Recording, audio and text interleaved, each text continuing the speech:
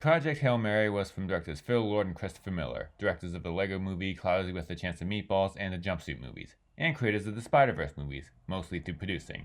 It was written by Drew Goddard, who also worked on Cabin in the Woods, The Martian, and Lost, based on the book by Andy Weir, author of The Martian. It stars Ryan Gosling as a middle school science teacher who, through a series of events told through flashbacks throughout, is forced to go into space on a one-way trip to find out why every star in the galaxy is dying before they all die out entirely and everything on Earth goes extinct. On the way there, he makes friends with an alien on the same mission for his own planet, something that when the first trailer came out, people who read the book were calling a spoiler.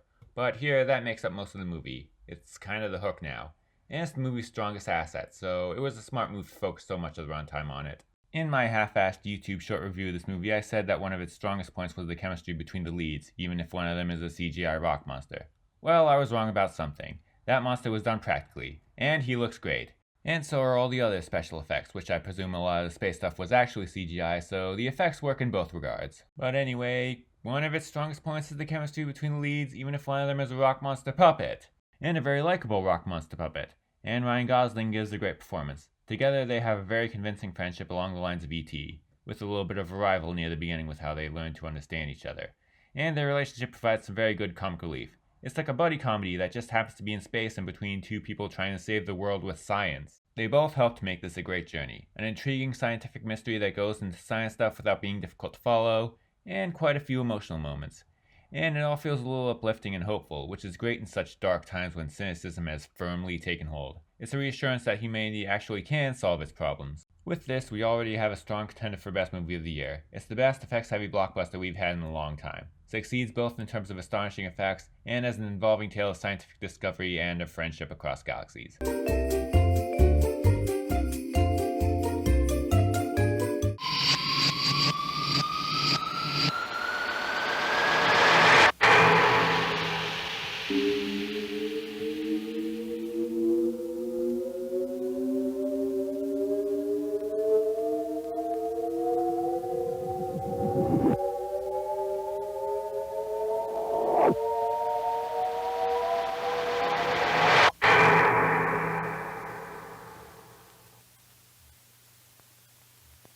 He's the man who never had a chance until now. Rocky. His whole life was a 1,000,000-to-1 shot.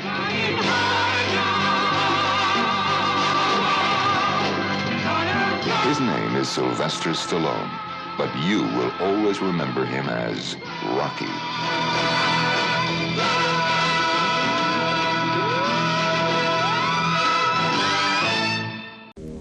Super Mario is back.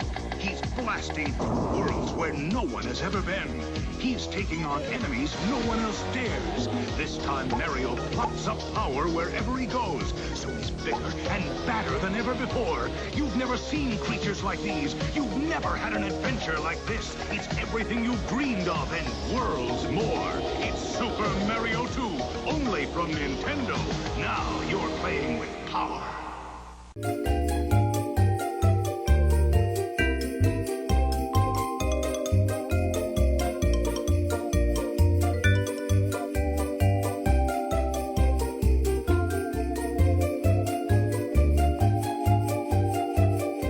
The Super Mario Galaxy movie is from directors Aaron Horvath and Michael Jelenic, directors for the original and Teen Titans Go, with Horvath directing the movie version, and co-directed by Pierre Leduc and Fabien Polak, who also co-directed the original. Written by Matthew Fogel, who wrote the original, Minions: The Rise of Gru, and the Lego Movie 2.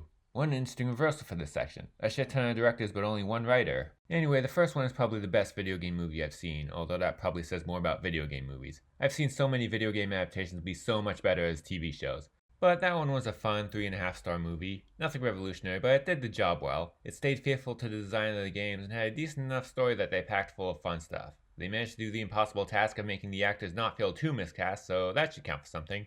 For the sequel, it's still fun enough, but the novelty might be wearing off now. The story is a lot less interesting. In fact, the more I think about it, the less it becomes an actual story. The movie feels a lot like the original, and that's great, but also not great.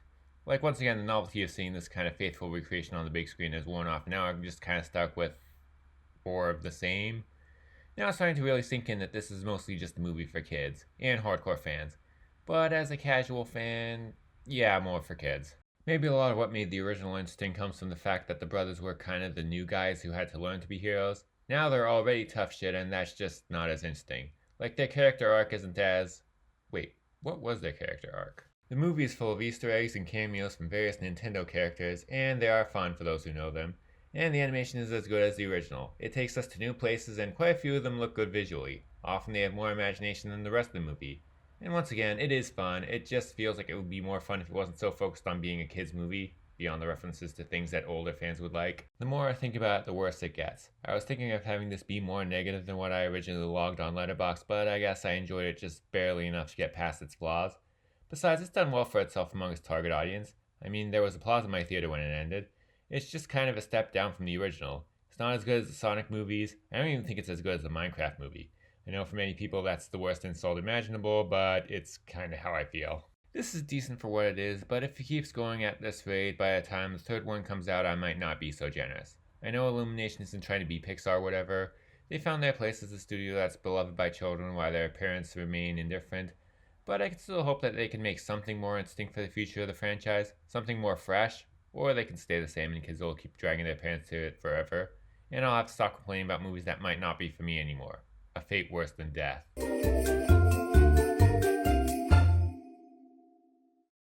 Please support my Patreon, link in the description.